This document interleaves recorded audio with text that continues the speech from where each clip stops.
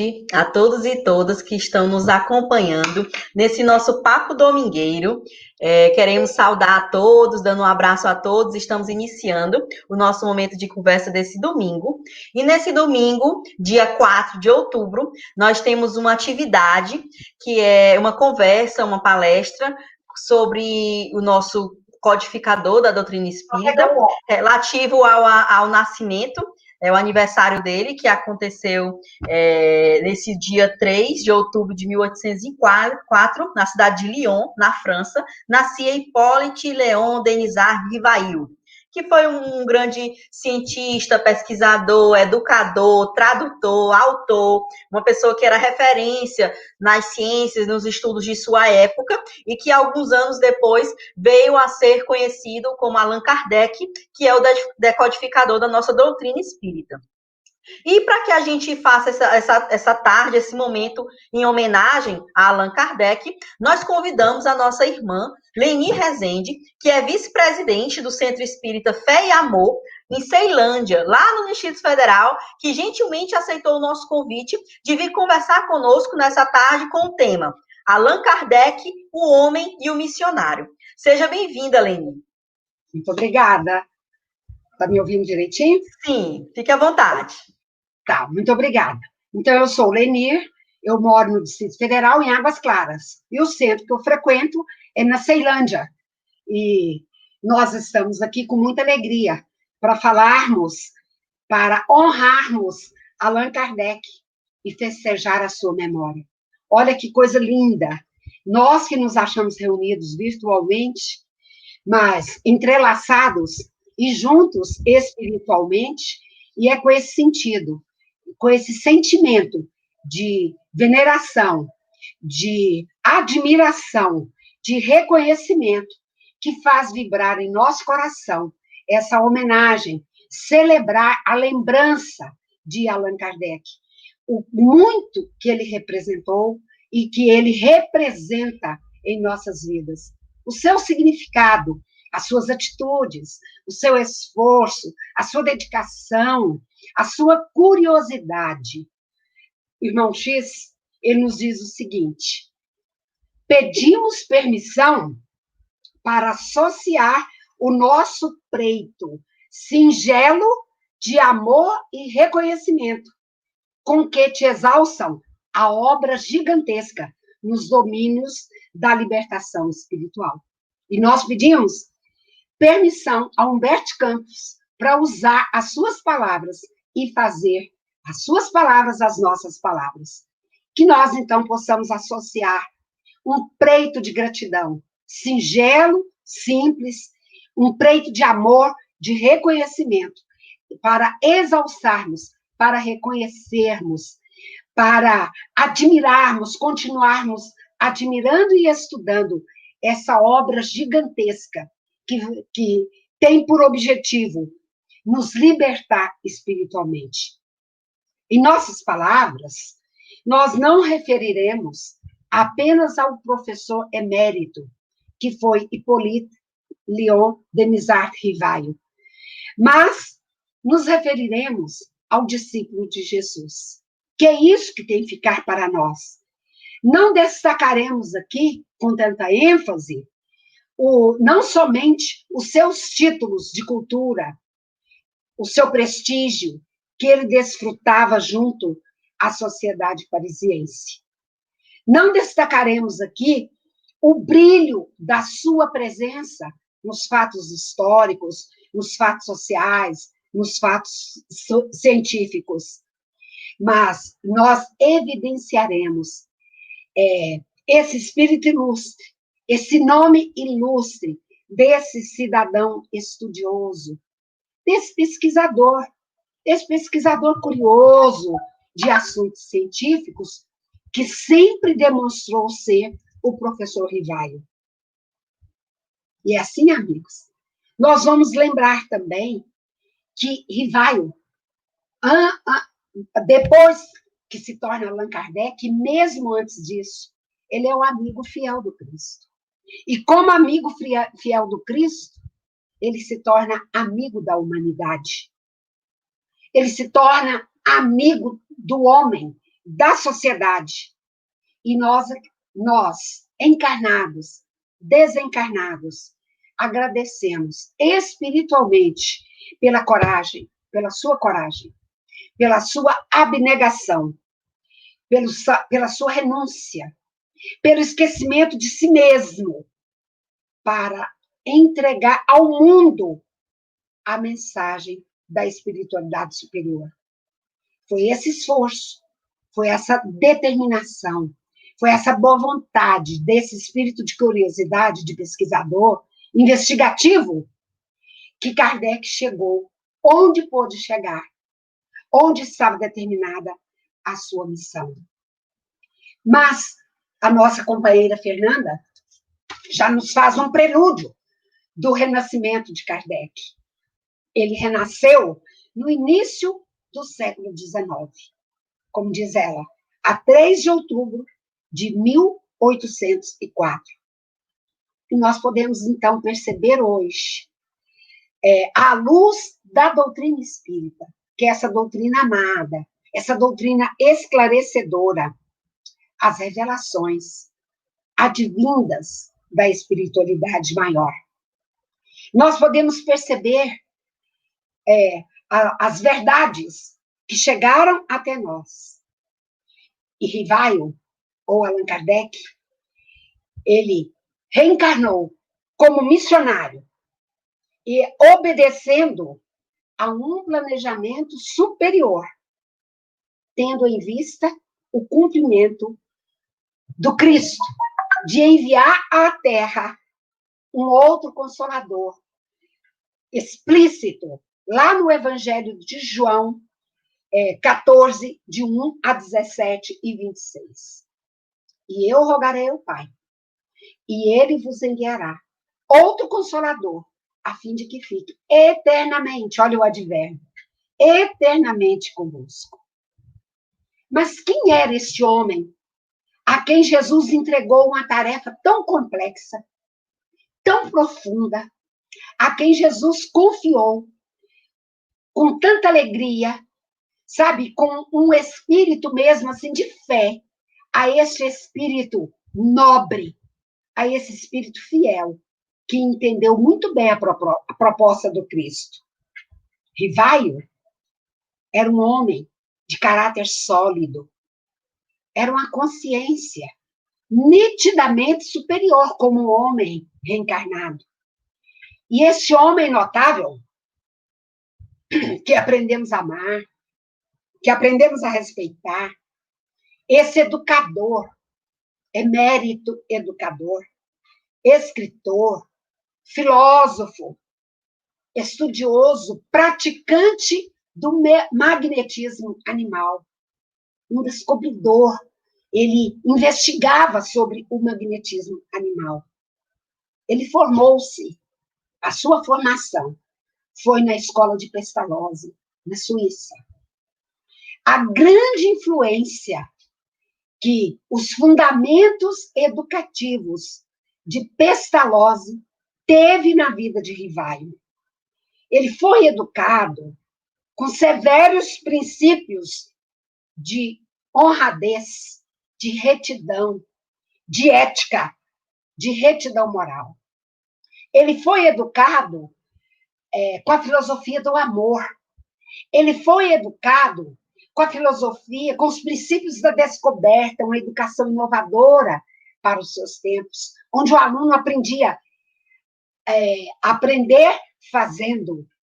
Mas ele de si mesmo trouxe consigo, na sua carga espiritual, um espírito observador, arguto. Ele era muito arguto. Ele era investigador, um atento investigador. Ele era meticuloso, disciplinado, um pensador prudente, de bom senso.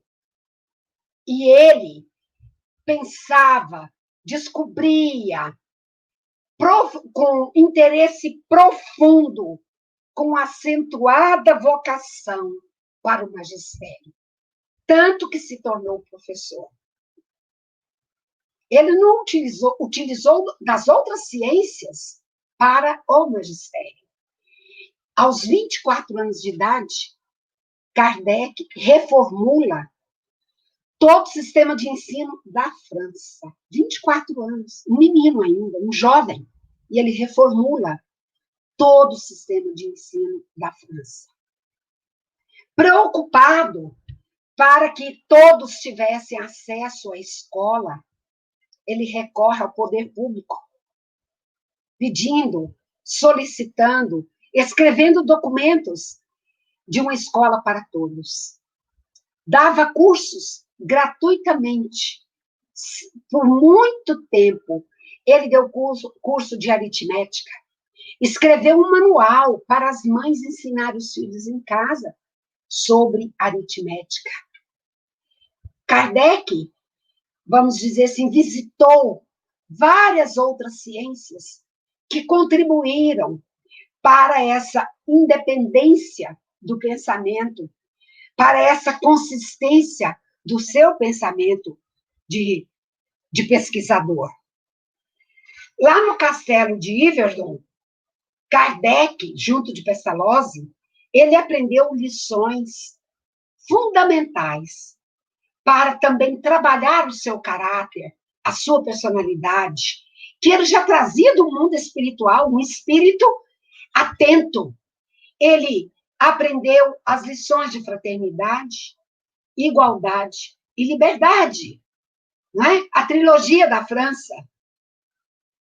Ele tinha, companheiros, uma maturidade de pensamento, porque o espírito era maduro.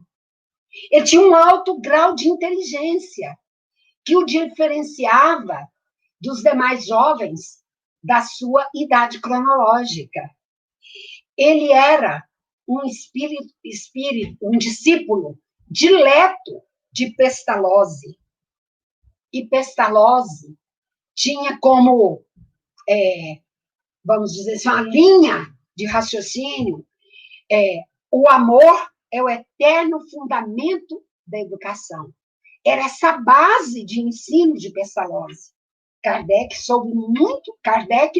Rivaio, soube muito bem absorver essa filosofia de Pestalozzi.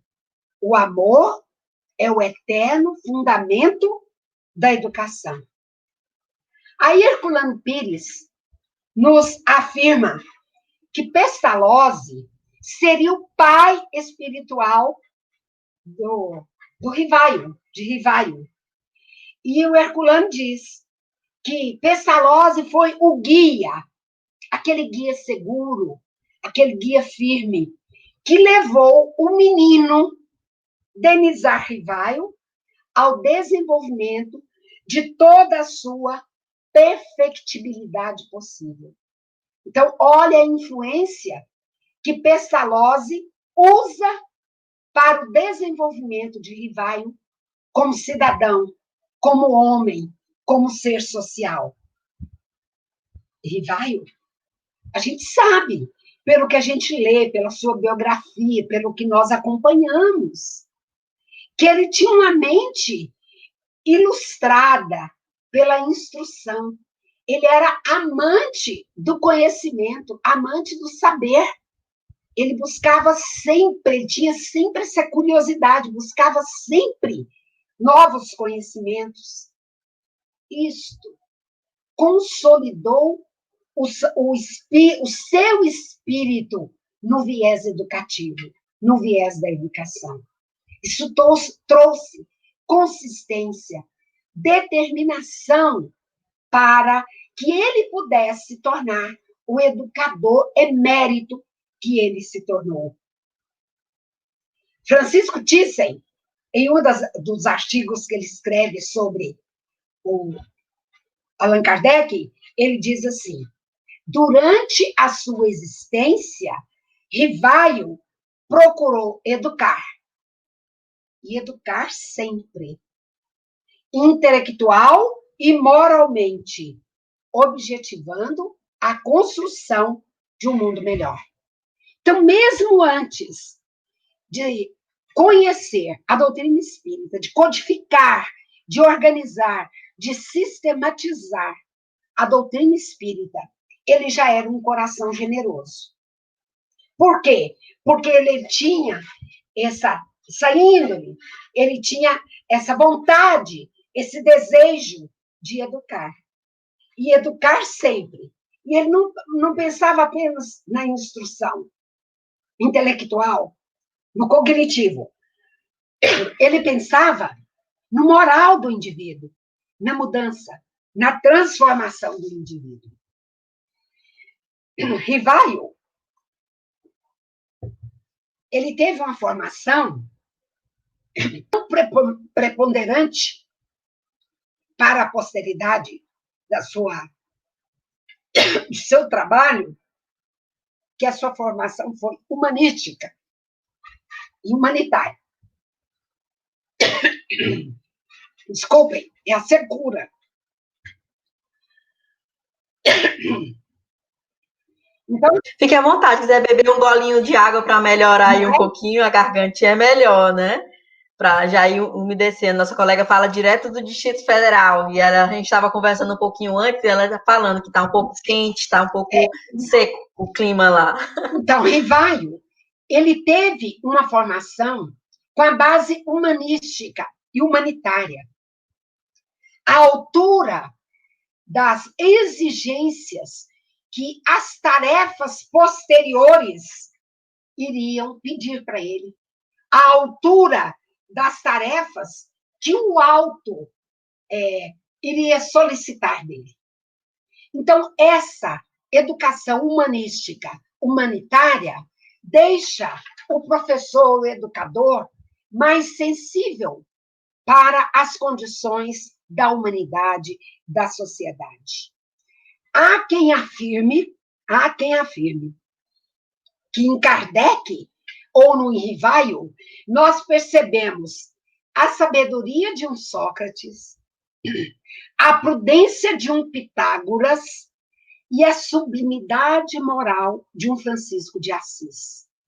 Eu achei isso tão próprio, sabe? Achei que isso identifica tanto com a personalidade dele. Sabedoria de um Sócrates, a prudência de um Pitágoras e a sublimidade moral de um Francisco de Assis. Essa expressão é correta para um homem cujo espírito fora escolhido, preparado para codificar a nova doutrina. Como que nós podemos ainda colocar, entender a personalidade desse espírito que Jesus o chamou, o convidou para o empreendimento de um mega projeto, de um projeto que viria mudar divisor de água do mundo, viria mudar as nossas concepções, viria mudar os conceitos tão enraizados que nós já trazíamos dentro, né, dos conceitos da fé religiosa, da filosófica, que nós já trazíamos por aprendermos com essas doutrinas. Essa capacidade de Rivaio, notável capacidade intelectual, aliada a um senso crítico, porque ele tinha um senso crítico, o ajudou a ter uma imparcialidade nas decisões, nos conceitos, no corpo doutrinário. E isso foi decisivo para que o professor Rivaio se desincumbisse tão bem da tarefa da sua vida. Palavras dele, tarefa da minha vida, que é a codificação do Espiritismo. Então, Rivaio, a gente vai acompanhando a história, a linha do tempo, e nós vamos observando que Rivaio dava mostras de uma sensibilidade com o sofrimento alheio e os mais desfavorecidos. Outro dia, ouvindo o Divaldo Divaldo nos relata que isso não foi tão destacado em sua biografia, mas que Rivaio era muito caridoso. Ele ministrou, conforme nós dissemos, cursos gratuitos por muito tempo para crianças pobres. Ele amparou viúvas e órfãos. Nós achamos isso por poucos biógrafos que escrevem sobre Rivaio. Mas o Divaldo reafirma isso.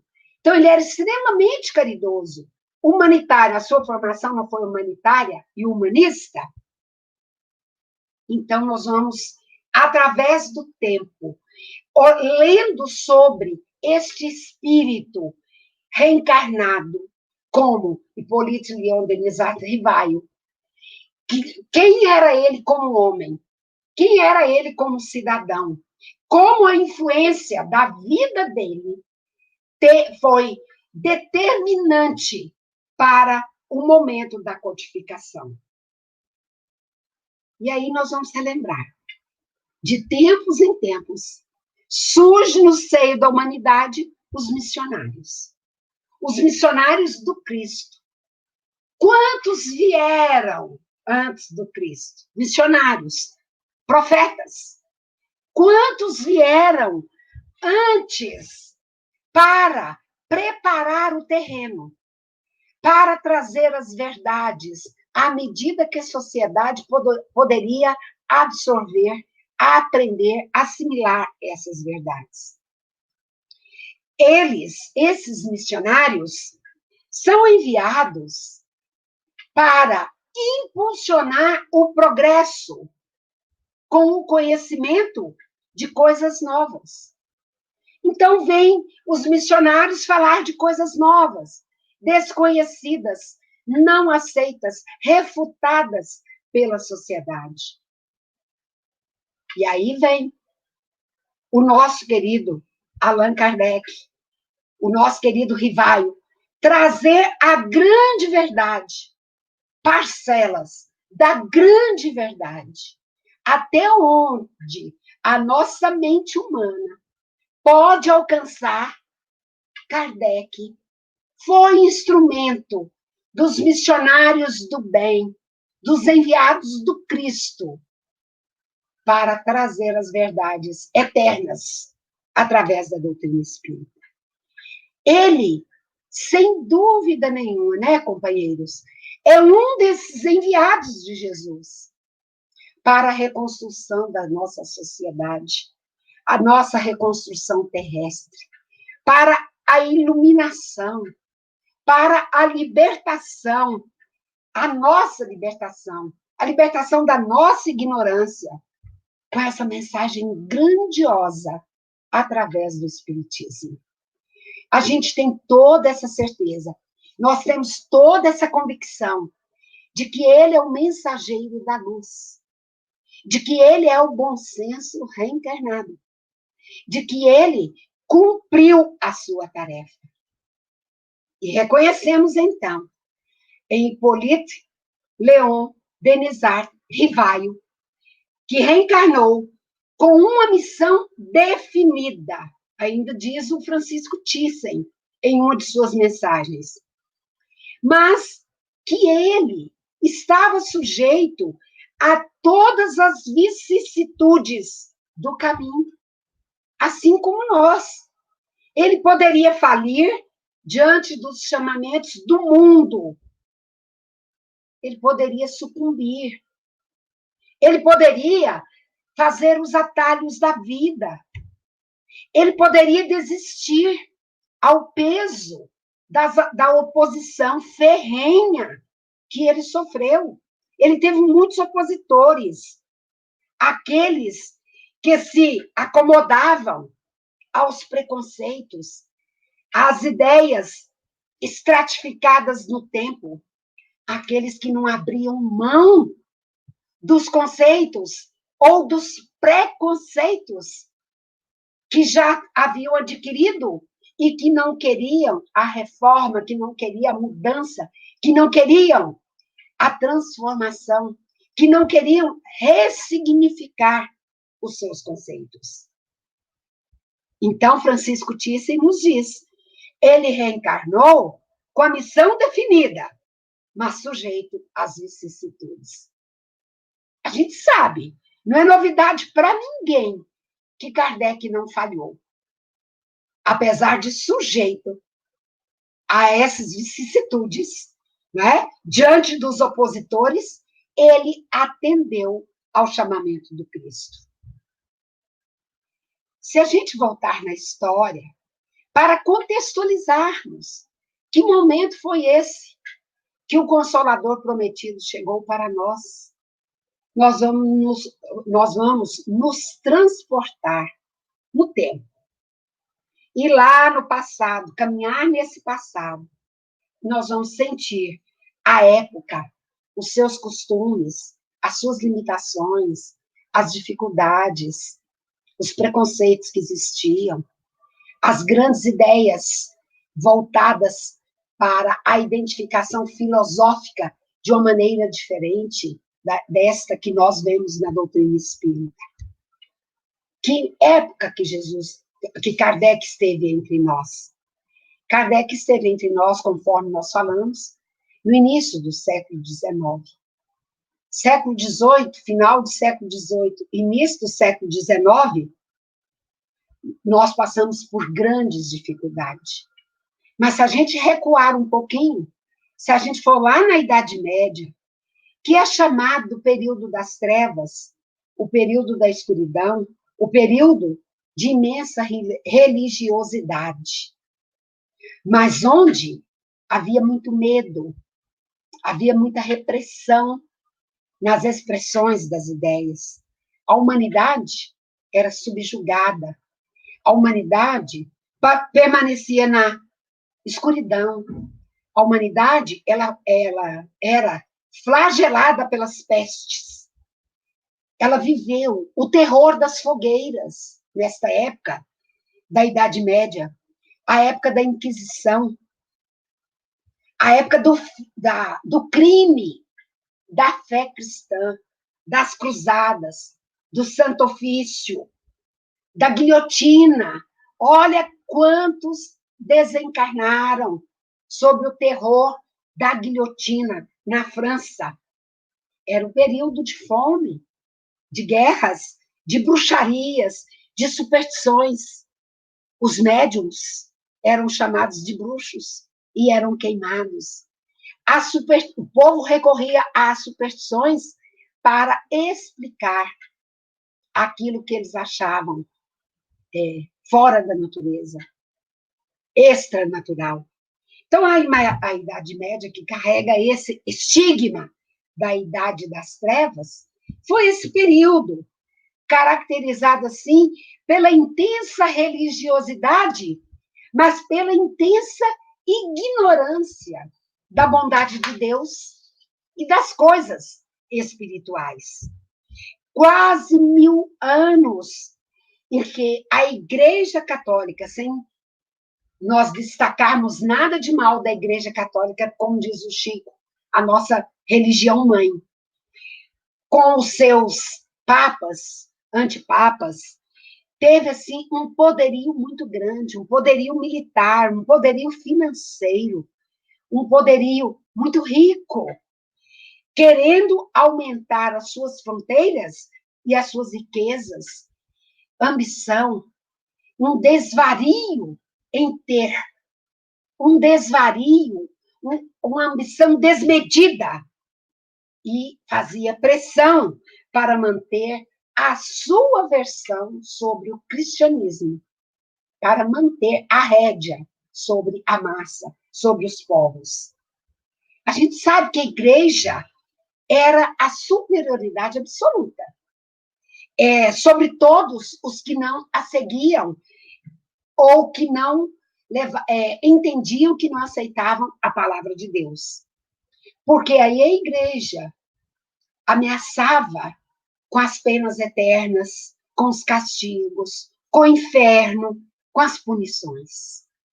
Então, era um período de muito receio.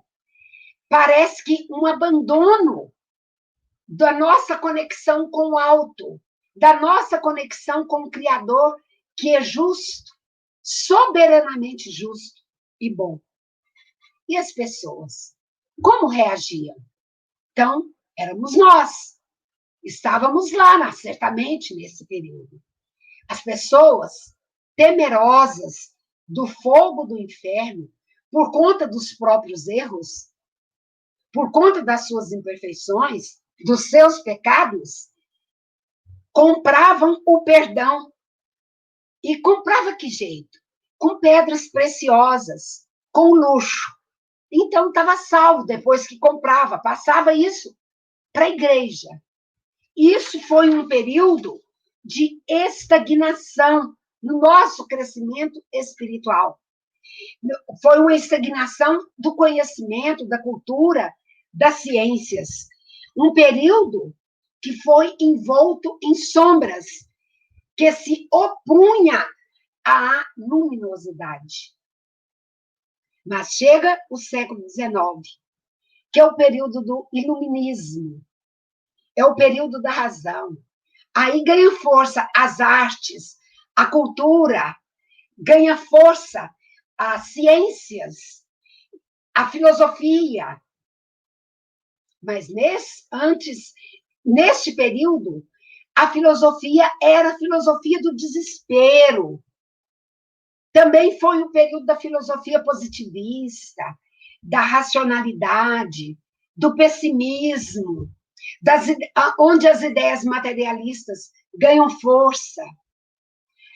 Neste período, início do século XIX, com a ideia materialista, a morte acabava com tudo, extinguiria tudo. E a vida não tinha justificativa. O nada era o fim de tudo. Nesse momento, do início do século XIX, final do XVIII, início do XIX, nós acompanhávamos e vivíamos a decadência da fé e uma grande indiferença em questão de matéria religiosa, em questão da religião. Era um período crítico, que exigia correção de rumos. Mas a espiritualidade superior, a bondade divina, certamente nos observando, atentos aos homens, como os homens estavam caminhando, elabora um plano para nós, para nos acudir, para nos tirar deste atoleiro. E uma progressiva, já que estava vendo essa progressiva redução da fé religiosa, e que a crença na fé era desnecessária, era vã. Então, surgem essas doutrinas novas, e com esse ressurgimento, outras novas, com novas roupagens, com novas ideias, com novos conceitos, neste período. Essas doutrinas que ressurgem e que surgem com novas ideias, têm uma influência nas concepções dos homens, uma influência nas concepções humanas da vida, das instituições, das organizações sociais, tem uma influência na ciência, essas novas doutrinas, no uso, nos costumes, porque o iluminismo ajudou isto. Reforçam essas doutrinas que chegam com nova roupagem, reforçam a nova vida, mas ainda muito materialista, ainda muito instigados, muito voltados ao prazer a qualquer custo, esquecendo do espírito, esquecendo da espiritualidade. E neste período, não se cogitava da vida futura. O nada era o que existia. E as religiões tradicionais? Como convivia com isso? Como poderia ensinar aos seus fiéis? Elas perdiam força. Por que perdiam força? Porque elas mantinham aqueles dogmas impróprios, aqueles dogmas que não tinham explicação, e elas se viram impotentes para conter a onda materialista que avassala a sociedade e que se tornou poderosa a partir dos meados do século XIX. E ela se estendeu ainda pelo século XX. E foi exatamente nesse período em que o materialismo se expande, em que o materialismo ganha proporção, é que o Consolador é enviado à Terra. Aí é que eu disse, certamente o plano espiritual, nos observando com olhar de misericórdia, com piedade, para os rumos que nós estávamos adotando, e já que Jesus, o governador do planeta, nos prometer um consolador, certamente ele disse, está na hora, né? Vamos enviar o Consolador. E onde nasce o espírito missionário? Na França. A França, o país que era amante das ideias de igualdade, de liberdade e de fraternidade. É ali que reencarna Léon Hippolyte Denis Rivail, que mais tarde adota o pseudônimo de Allan Kardec.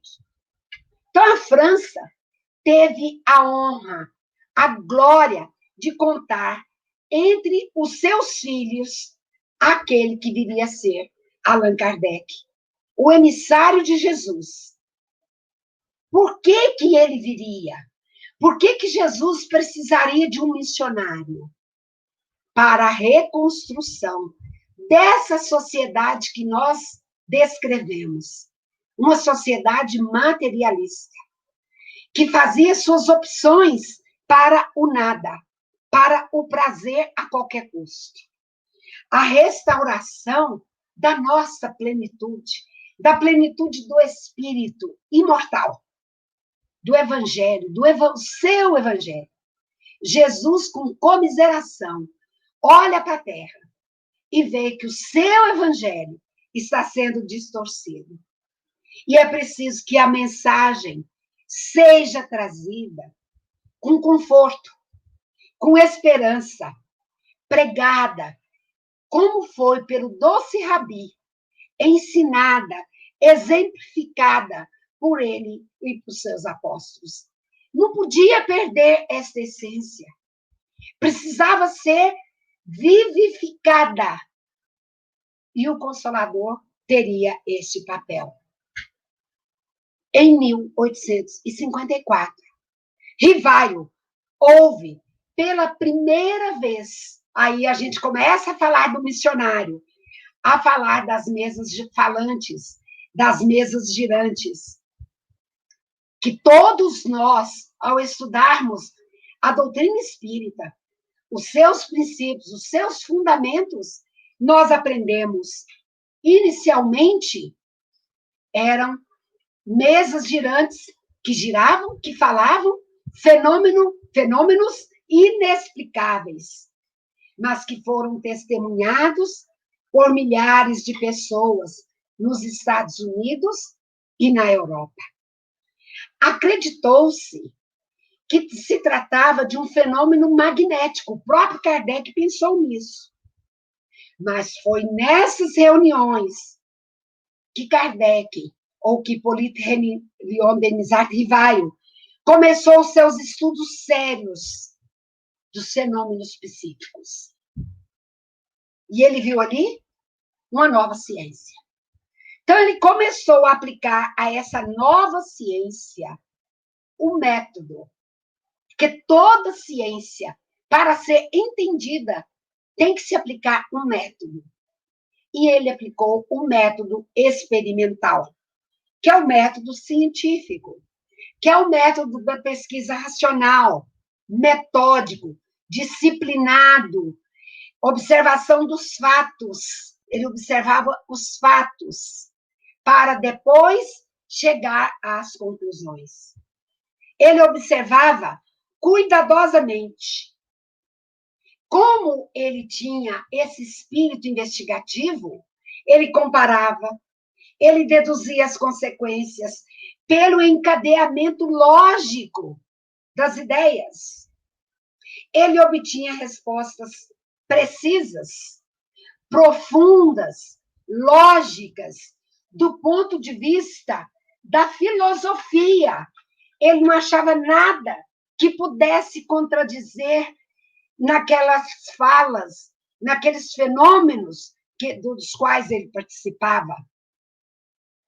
Então, aquilo ali tinha uma natureza invisível. Ele não teve dúvida após a constatação. E com rigor, e com método, Rivaio chega à conclusão de que aqueles ruídos, os transportes, os deslocamentos, a escrita, deslocamentos de objetos, a escrita, tudo isso eram devidos à intervenção dos espíritos. E ele disse, isto é intervenção de seres inteligentes do universo. Porque mesa não tem cérebro, prancheta não pensa. E aí Kardec chega à conclusão de que ainda há uma interligação entre os dois mundos, o mundo visível, material, e o mundo invisível. E foi no ano de 1856 que Rivaio teve a primeira notícia positiva da sua missão. 2 anos após os contatos, né? Estudando os contatos. E ele, então, ouve do Espírito de Verdade. E ele, então, diz assim, essa afirmativa de que ele seria um missionário. E ele, então, afirma, lá em Obras Póstumas, ele diz, compreendi, antes de tudo, a gravidade da exploração que eu ia empreender. Eu percebi, naqueles fenômenos, a chave do problema, tão obscuro, tão controvertido, do passado e do futuro, do passado e do futuro da humanidade. E a solução que eu procurava toda a minha vida. Era, em suma, toda uma revolução nas ideias e nas crenças.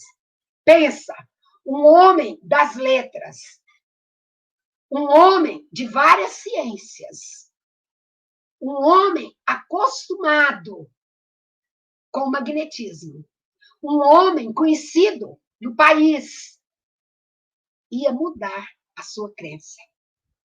Ele ia revolucionar não só as suas ideias, mas as ideias do mundo.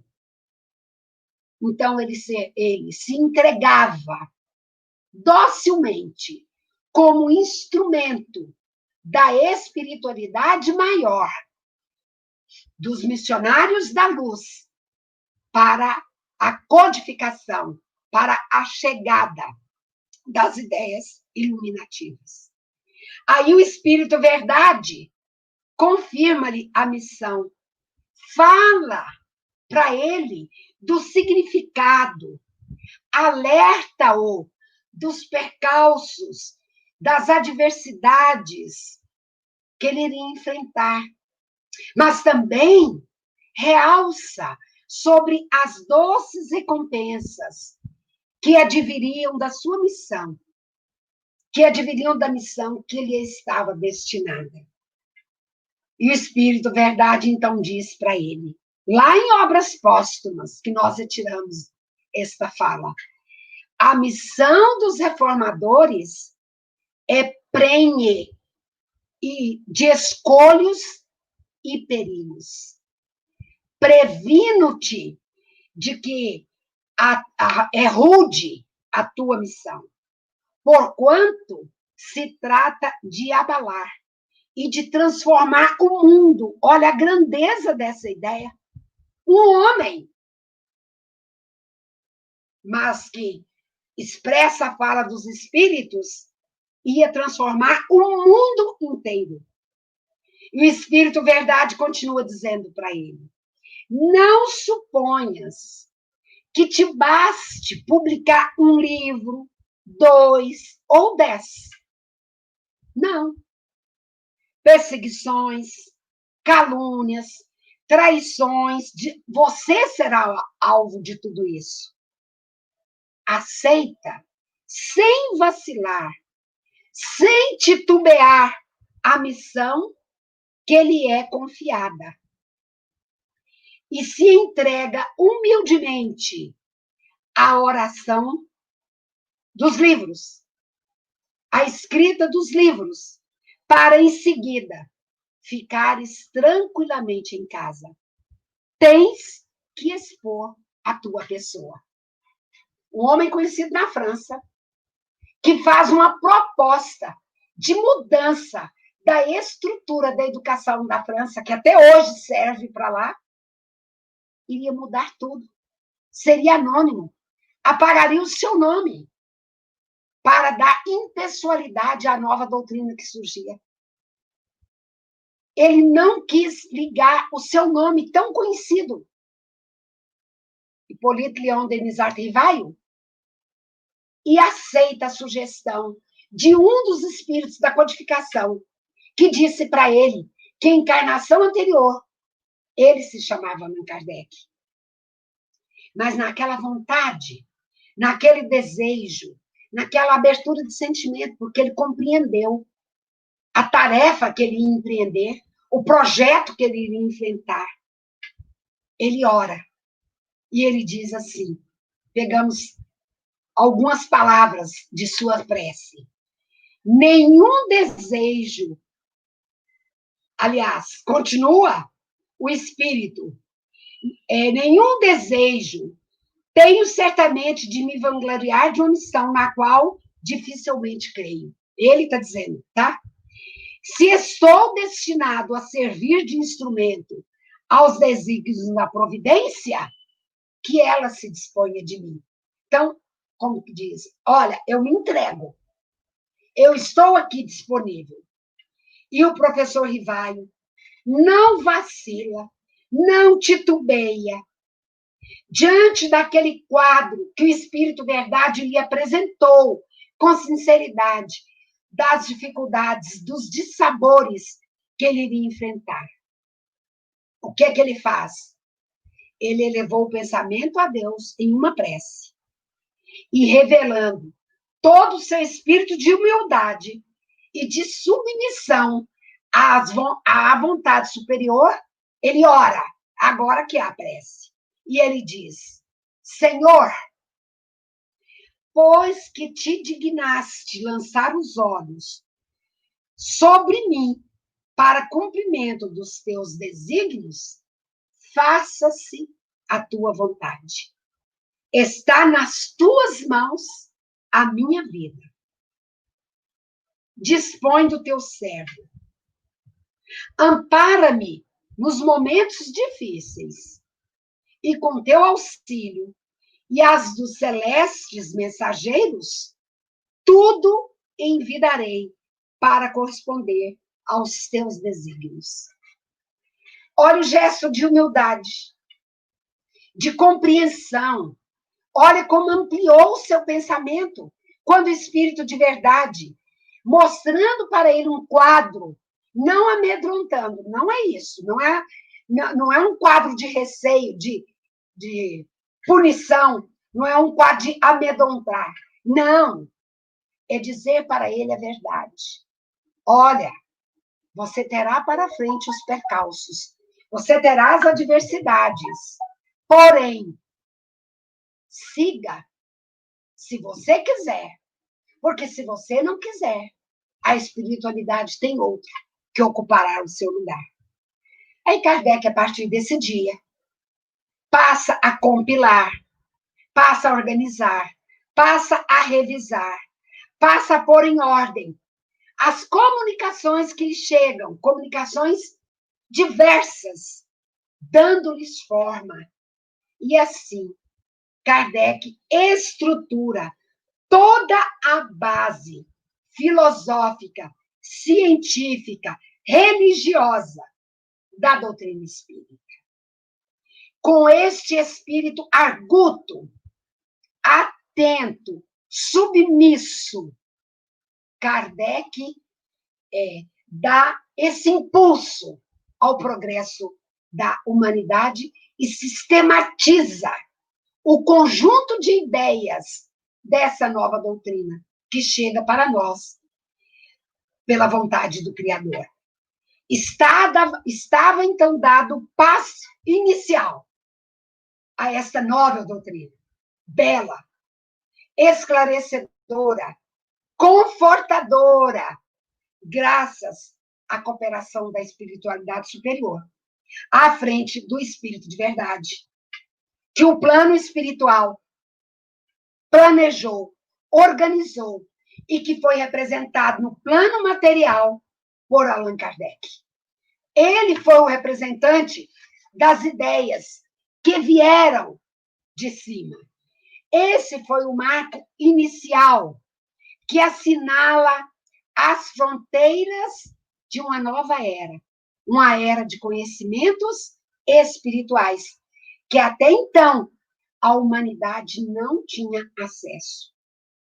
Era o Consolador prometido pelo Mestre, que chegava em socorro, em misericórdia à humanidade, às religiões, às ciências, colocando para todos nós aspectos desconhecidos dessa verdade eterna. A tarefa de Allan Kardec, diz Emmanuel, lá no A Caminho da Luz, a tarefa de Allan Kardec era difícil e complexa. Pensa, imaginemos essa tarefa complexa, difícil, profunda, que exigia da mente, que exigia dele, e como companheira, como a sua esposa, que foi aquele braço forte, aquela colaboradora incansável ao lado do marido, para a codificação da doutrina. Emmanuel, então, diz, competia a este espírito organizar o edifício que estava desmoronando. A nossa crença, estava desmoronando. E era preciso reconduzir a humanidade, a civilização, às profundas bases religiosas que nós estávamos perdendo por materialismo. Então, precisava conduzir o rebanho, precisava conduzir os povos, precisava conduzir as mentes para o contato, para a conexão com Deus.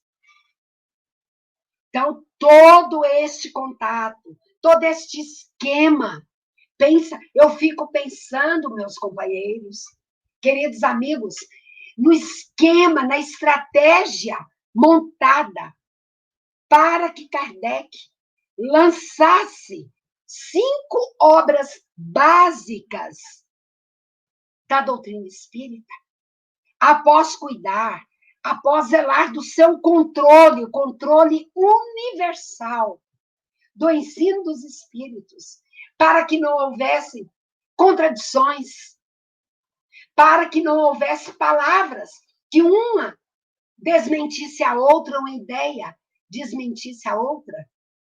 E essa universalidade do ensino dos espíritos é que constitui a força do espiritismo, a força da doutrina espírita.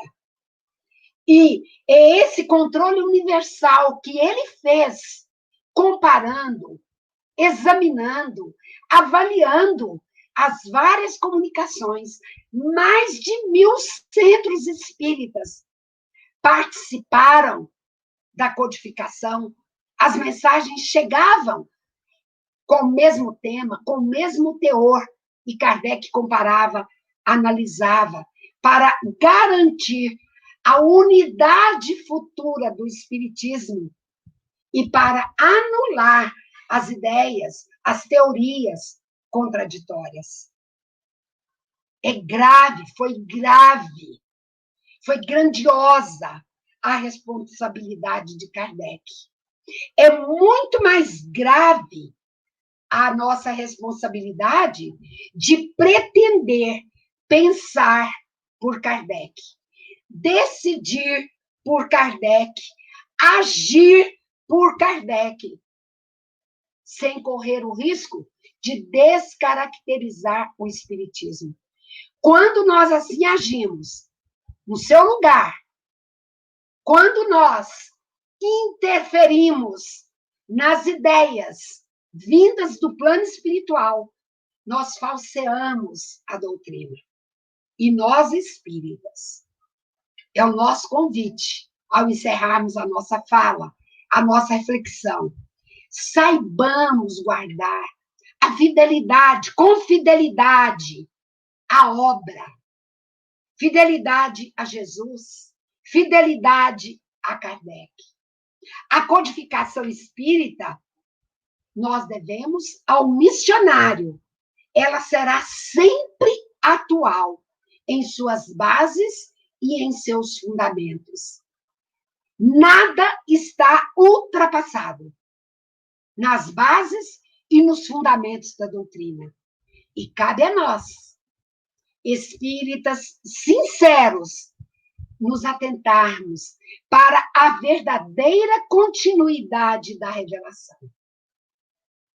E reafirmando, nós dizemos, Kardec renasceu com a sagrada missão de abrir caminho ao Espiritismo, a grande voz do Consolador prometido ao mundo pela misericórdia de Jesus. Afirmação de Emmanuel, lá no Caminho da Luz. Irmão X, no livro Crônicas, Cartas e Crônicas. Então, ele diz, Allan Kardec, apagando a própria grandeza, porque ele era grande, como cidadão, como cientista, apagando a própria grandeza, na humildade de um mestre-escola, muita vez atormentado e desiludido, como simples homem do povo, deu integral cumprimento à divina missão que trazia à Terra, inaugurando a era espírita cristã, que gradativamente será considerada em todos os quadrantes do orbe como a sublime renascença da luz para o mundo inteiro. Então, Allan Kardec, bom mestre, mestre de exemplo e de amor. Vamos pedir a Jesus, recorrendo ao Senhor, que nos inspire muito carinho, muito respeito pela sua grandiosa tarefa. Que não sejamos aqueles a descurar da obra que exigiu 14 anos de dedicação ininterrupta para que o conhecimento da verdade libertadora chegasse até nós. Então, vimos o teu nome exaltar e te imploramos com a prece, Kardec, proteção espiritual. E assim nós agradecemos o carinho com que vocês nos ouviram, a sustentação vibracional, a atenção com que nos prestaram nesse momento, para dizer honra e glória a Allan Kardec, espírito lúcido que serviu ao Cristo Jesus. Nós agradecemos a nossa irmã Leni infinitamente por essa palestra, por essa aula, por esses esclarecimentos que tivemos sobre a vida de Hipólito Rivail, o grande Allan Kardec, que precisamos honrar todo esse trabalho, toda essa essa fidelidade que ele teve à doutrina espírita. Achei que foi muito relevante para todos nós espíritas, para que a gente possa ter sempre em mente a importância desse trabalho colossal que ele empreendeu. E, Leni, só para ir encerrando, tem um pessoal aqui do nosso Centro Espírita lhe mandando um abraço especial, que é a Silvia Miranda, que é a nossa vice-presidente do Centro Espírita, colocando, diga para a Leni que enviamos um abraço para ela, eu e o Raimundo, que é o esposo dela, que eram do Centro Espírita Lar Santíssima Trindade, lá em Taguatinga, próximo aí. Estou à disposição, a hora que quiser uma colaboração, estou à disposição. Pronto, aí a gente teve a Luane, a Gianine Seligman, o seu Gilfran, Eliane, a Vanusa, várias pessoas nos assistindo nesse momento, e a todas elas nós agradecemos a nossa audiência, agradecemos a participação de vocês aí do outro lado. Muito obrigada. E a gente se despede agradecendo novamente a Leni e a todos vocês. Tenham um bom restinho de domingo. Olha, espero ter atendido os seus objetivos. Foi excelente, excelente, Leni. Muitíssimo obrigada. Estamos extremamente gratos. Foi muito, muito bom. Muito obrigada. Obrigada. E que bom que eu fiz novos amigos, viu, Fernanda? Seja sempre bem-vinda ao Piauí. Obrigada. Um abraço. Um abraço. Tchau.